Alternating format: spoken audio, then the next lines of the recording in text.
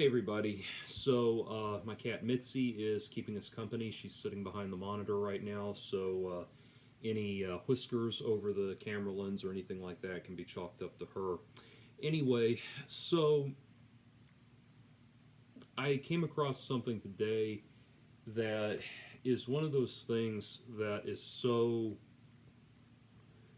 extraordinarily heinous that you just kind of have to take a step back from it and think for a little while about the true magnitude of what you've seen. And what I'm referring to, I was made aware recently, as many of us were, that Jordan Peterson checked himself into rehab because he was checked himself into rehab because he has been going through withdrawal after trying to get off of clonazepam, which he was on, an antidepressant, which he was on to help him deal with his wife having cancer. And what is amazing to first of all, my thoughts and prayers go out to him and his family at this time, and I would hope that whether you agree with him or not, and his views or not, that's a very significant thing for any human being to go through, devastatingly significant, and something that we should all be grateful to have any modicum of grace and courage in confronting. Um, so, what's amazing to me, and I want to clarify something. Jordan Peterson, I've heard a lot of things from Jordan Peterson that have been very helpful to me. I read 12 Rules for Life, and it was really fascinating to me. I liked a lot of his ideas in there, a lot of the metaphors. I like the idea of taking these kind of basic homespun wisdom ideas, stand up straight with your shoulders back, that kind of thing, and elaborating on them and finding a new level of depth in them that you might not expect to find. I watched the Maps of Meaning series and I was fascinated by things like the deconstructing the psychological symbolism in the Disney movies was really cool. Talking about Jungian archetypes and Jungian psychoanalysis, I see him as kind of continuing the work that was done by Joseph Campbell and people like that. Now, and I really, really loved his Bible lecture series. That was just mind blowing to me, especially to take something that I had heard 15 million times as a kid and gotten tired of, and found new perspective and new insight in it. So, that said, there's also a lot of things I disagree with him on. And, respectfully, I don't think, I do not ascribe to this current trend, this current attitude where you either are slavishly and cultishly devoted to every single thing a public figure says, or you find them horrible and reprehensible. I don't believe in that. I believe that honest, decent human beings can find truth and insight in different places and come away with something, come away with something positive, come away with something better. So that's just where I am. Take what works for you, ignore the rest. And I say that because I know he's a very controversial figure, and I don't want it to sound like I am signing on with every controversial thing he's ever said. As far as his public statements that have caused so much controversy, you'd have to go point by point. There are some areas where I do agree with him, some areas where I don't.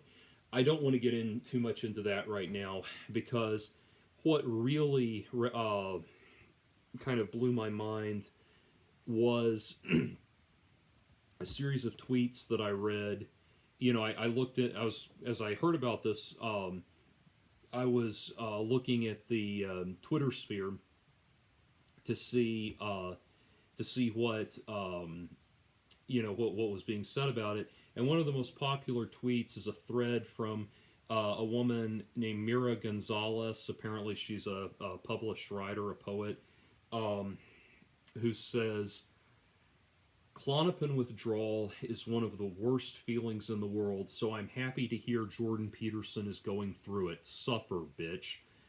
Then she goes on to say, hoping Peterson's wife leaves him after a speedy recovery.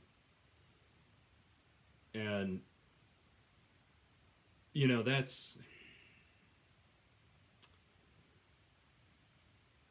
just kind of,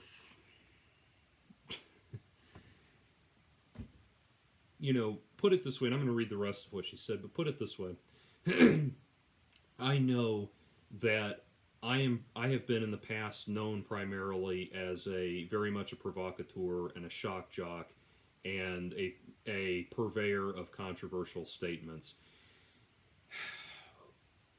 And I say that all of this in recognition of the fact that there are a lot of things I wish I could retract and a lot of things I wish I could unsay. And so if you're looking at me, hearing me say this and saying, "Oh yeah, well," thinking, "Oh yeah, well, what about the time that you said X, Y, and Z?" Uh, if you would like to bring that to my attention, put it in the comments. And if I feel like you're asking respectfully and in good faith, I will be glad to redress that concern with you. I'm trying very, truly, really, truly, and earnestly trying to take a different tact on these things, and that's part of why this really threw me for a loop. She goes on to say, now this is what now those first two statements are horrible, despicable, and heartless in and of themselves. But then this is how she followed up to the ensuing controversy. She says, "Hey everyone, someone sent Jordan this tweet and he got in touch with me. He says he understands where I'm coming from. We made plans to have dinner at his house when he's out." I was really curious about that. So she goes on. Then she goes on to say, "He called me in tears because of all the replies to my tweet. He said he feels personally responsible. He also said he keeps a naughty list, his words, of his followers who post mean things on his behalf online. He said people on the naughty list won't be allowed at his speaking events anymore and are banned from reading his books." Okay, well that's obviously bullshit. He can't control who reads his books. Then she says, "If you're afraid you might have gotten on the naughty list, not to worry. I asked him if there's a way to get off the list, and he told me he reconsiders for people who pay at least $30 here, and it's a donate to an abortion-related charity." And then she goes on to say, "Getting a lot of confused replies here. In case you didn't know, abortion means something different in Canada." And she goes on to say, "For those asking, it roughly translates to a game of ice hockey, i.e., let's head over to the icebergo for a quick abortion, eh?" So that's what she said after she had time to think about, the response she had gotten.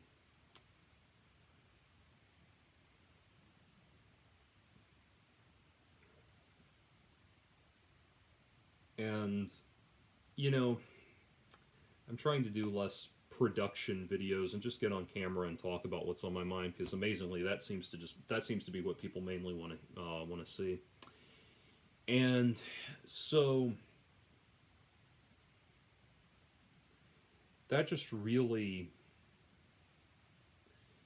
I looked into Mira Gonzalez, and she's a poet, and her writing apparently it tries to find this sense of tenderness and this depth of meaning in human existence, like poets are supposed to do.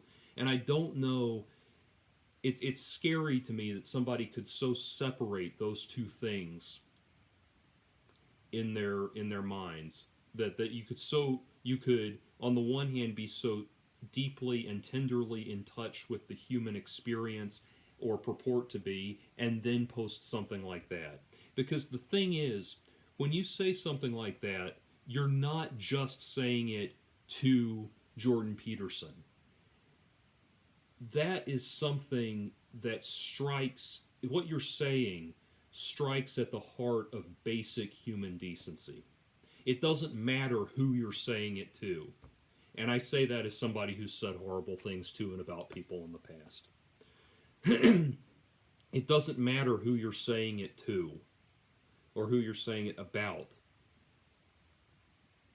It is a stab at the sense of human dignity and human mercy that we would hope is there in all people.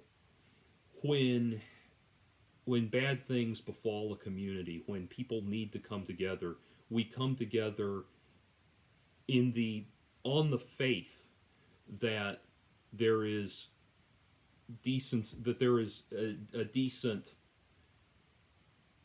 contingent among us, and to know that somebody holds such cold-hearted opinions is that it strikes at the very fabric, the very foundational decency of human civilization. And I know that sounds weird and rambly, but it's why certain crimes are referred to as crimes against humanity. What she said is not just an insult to Jordan Peterson, it's an insult to humanity. It's an insult to what we hope humanity can be, what we hope humanity can aspire to be.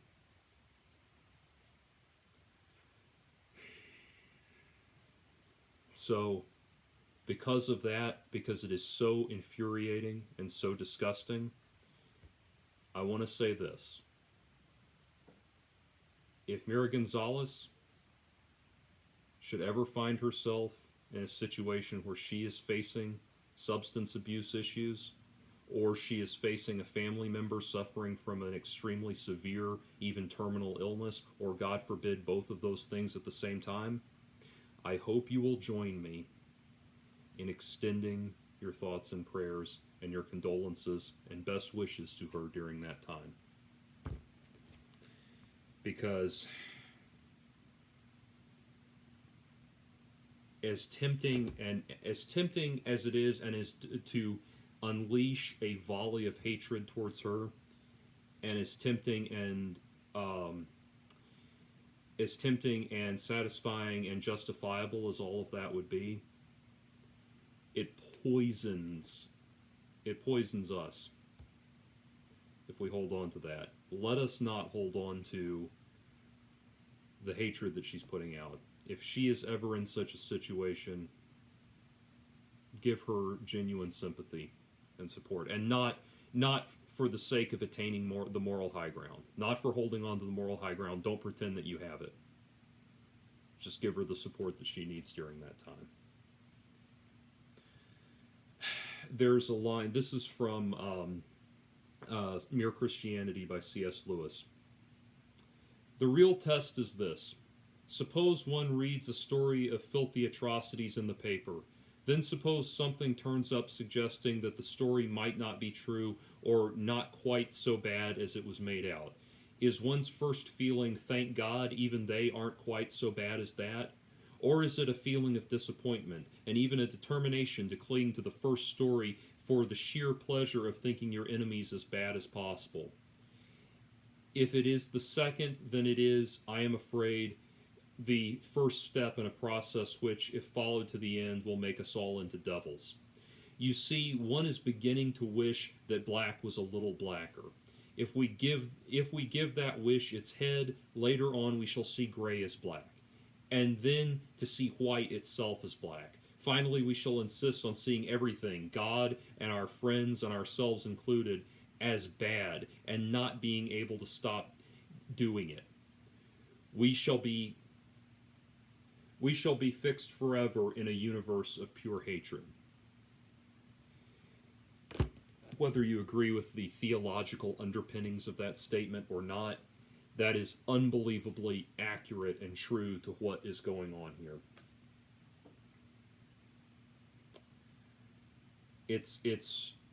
It's true on both sides.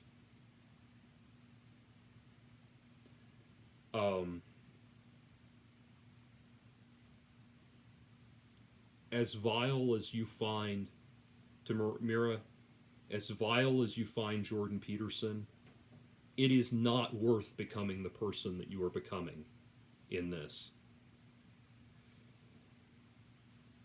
you know, I'll give you an example of where I did this inwardly myself recently.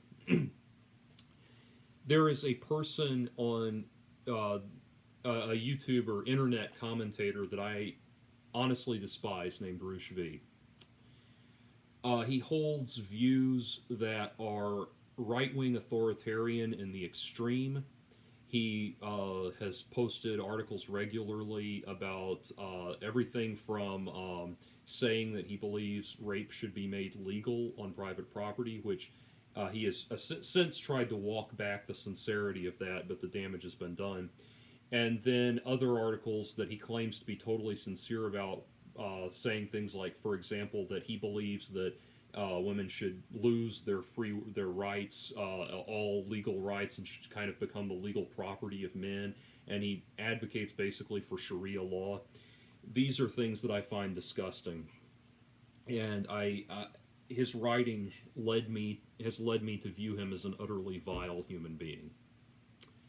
However, I have seen things and from him recently, articles, videos, that kind of thing, in recent times, where he has shown a different side of himself. Either directly or indirectly, he has stated that he views himself as a letdown to his parents. That here's Mitzi. He views himself as a letdown to his parents.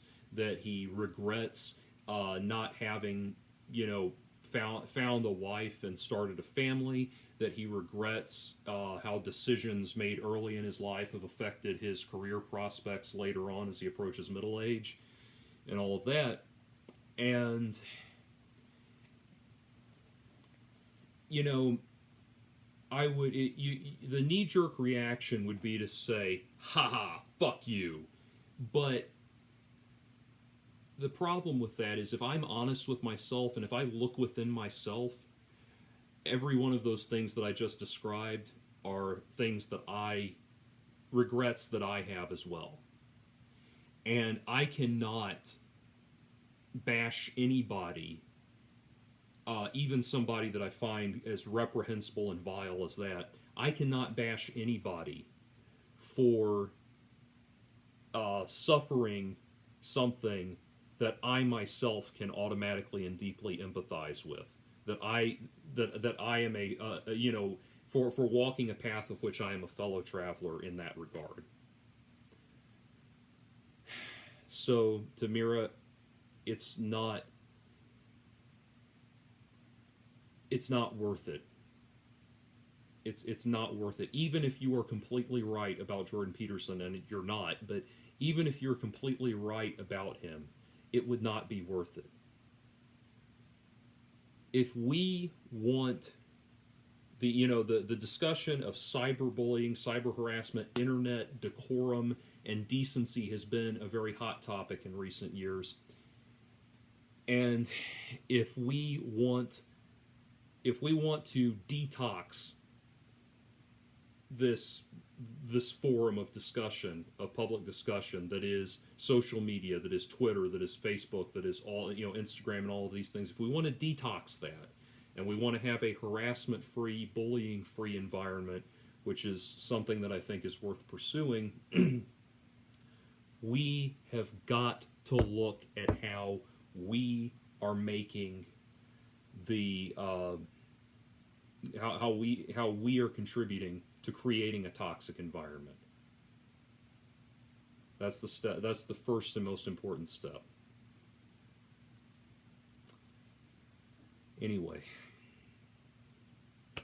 there is my there's an old story about a man who's walking along the side of the road one day, and he walks up to an ant that's laying, and the ant is laying on the ground by the side of the road on its back with its arms and legs pointing straight up in the air. And the guy says to the ant, "What are you doing?" And the ant says, "The sky is falling. I'm holding it up." And the guy says, What makes you think the sky is fall, or what makes you think you can stop the sky from falling?" The ant says, "I do what I can."